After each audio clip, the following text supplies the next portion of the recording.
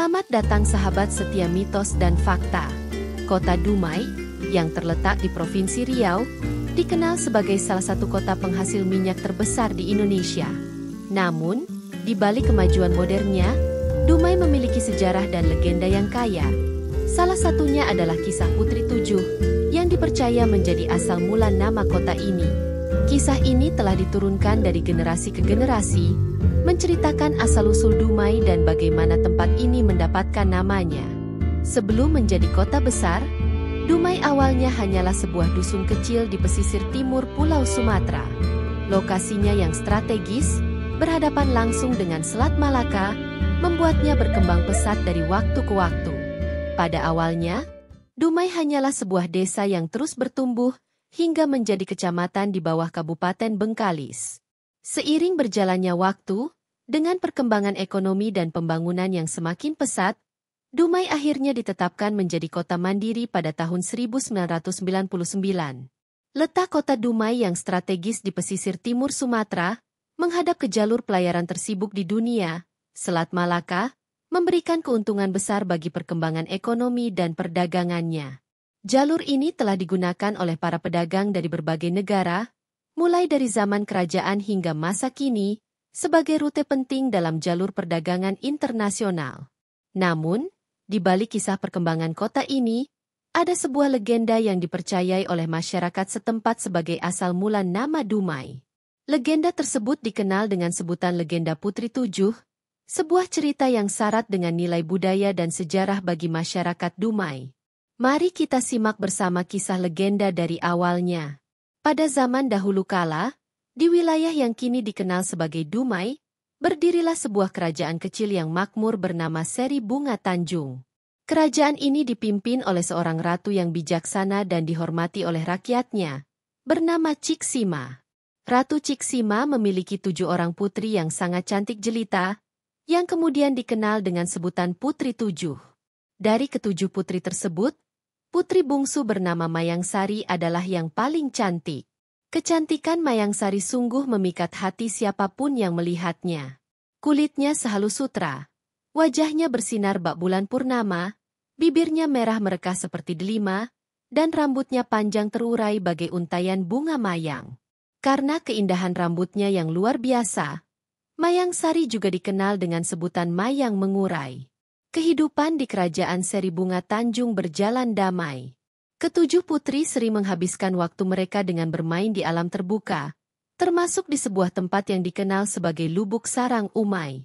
Di sana, mereka sering berendam dan bermain air, tertawa bersama tanpa menyadari bahwa suatu hari nasib mereka akan berubah selamanya. Pada suatu hari, ketika ketujuh putri sedang asyik bermain di Lubuk Sarang Umai, tak sengaja seorang pangeran bernama Pangeran Empang Kuala dari kerajaan tetangga melewati tempat tersebut dan menghampirinya. Ketika melihat kecantikan Putri Mayangsari, sang pangeran langsung jatuh hati. Kecantikan putri bungsu dari Putri Tujuh tersebut begitu mempesona sehingga Pangeran Empang Kuala bertekad untuk meminangnya. Setelah kembali ke kerajaannya, Pangeran Empang Kuala segera mengutus beberapa orang kepercayaannya untuk menyampaikan pinangan kepada Ratu Ciksima. Sesuai adat yang berlaku, pinangan ini disampaikan melalui tepak sirih, lambang adat kebesaran dalam pinangan. Namun, Ratu Ciksima, sebagai pemimpin yang taat pada tradisi, menolak pinangan tersebut. Sebab, dalam adat kerajaan Seri Bunga Tanjung, putri tertualah yang harus dinikahkan terlebih dahulu sebelum adik-adiknya. Sebagai tanda penolakan yang halus, Ratu Ciksima mengirimkan kembali tepak sirih tersebut dengan hanya mengisi 1 combol pinang, sebagai isyarat bahwa hanya putri tertualah yang boleh dipinang terlebih dahulu. Keputusan ini tentu saja tidak diterima dengan baik oleh Pangeran Empang Kuala. Sang pangeran merasa tersinggung karena pinangannya dianggap ditolak. Padahal ia begitu terpesona dengan kecantikan Putri Mayangsari. Amarahnya pun memuncak, hingga akhirnya ia memutuskan untuk menyerang kerajaan Seri Bunga Tanjung. Dengan dipenuhi amarah, Pangeran Empang Kuala segera memerintahkan para panglima dan prajuritnya untuk menyerang kerajaan Seri Bunga Tanjung. Pertempuran hebat pun pecah di antara kedua kerajaan. Selama berbulan-bulan, peperangan berkecamuk di sepanjang pesisir Selat Malaka. Meskipun Ratu Ciksima berusaha mempertahankan kerajaannya, situasi semakin memburuk bagi pihak Seri Bunga Tanjung. Melihat situasi yang semakin genting, Ratu Ciksima mengambil keputusan yang berat. Ia harus melindungi ketujuh putrinya dari ancaman perang. Ratu Ciksima membawa putri tujuh ke dalam hutan dan menyembunyikan mereka di sebuah lubang yang terlindung oleh pepohonan lebat. Sebagai bekal, ia memberikan makanan yang cukup untuk 3 bulan, berharap peperangan akan segera berakhir sebelum persediaan makanan habis. Sementara itu, Ratu Ciksima kembali ke kerajaannya untuk memimpin perlawanan. Namun, meskipun sudah berjuang sekuat tenaga, pasukan kerajaan Seri Bunga Tanjung semakin terdesak. Pada akhirnya, kerajaan tersebut jatuh ke tangan Pangeran Empang Kuala. 3 bulan berlalu sejak Ratu Ciksima menyembunyikan putri-putrinya di hutan. Setelah peperangan usai dan kerajaan Seri Bunga Tanjung kalah, Ratu Ciksima segera pergi ke tempat persembunyian putri tujuh untuk membawa mereka pulang. Namun, ketika tiba di tempat tersebut, alangkah terkejutnya sang ratu saat menemukan ketujuh putrinya telah meninggal dunia. Dengan air mata berlinang Ratu Ciksima menangis terseduh-seduh. Ketujuh putrinya meninggal karena kelaparan dan kehausan. Ternyata, bekal yang diberikan Ratu Ciksima hanya cukup untuk 3 bulan, dan ia tidak menyadari bahwa pertempuran akan berlangsung lebih lama dari yang diperkirakan.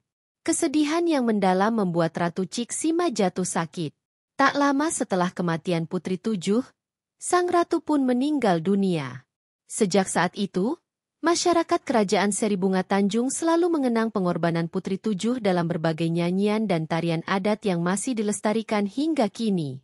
Setelah peristiwa tragis tersebut, nama Dumai dipercaya berasal dari kata Di Umai, yang sering diucapkan oleh Pangeran Empang Kuala ketika pertama kali melihat kecantikan Putri Mayangsari di Lubuk Sarang Umai. Nama ini kemudian melekat dan digunakan sebagai nama wilayah tersebut. Selain itu, kisah Putri Tujuh juga menjadi bagian penting dari budaya dan sejarah masyarakat Dumai. Bahkan hingga kini, legenda ini masih sering diceritakan sebagai pengingat akan keindahan, kesetiaan, dan pengorbanan ketujuh putri tersebut. Kisah tentang asal-usul kota Dumai tidak hanya menawarkan cerita tentang perkembangan sebuah kota, tetapi juga mengandung legenda yang penuh dengan makna dan pesan moral.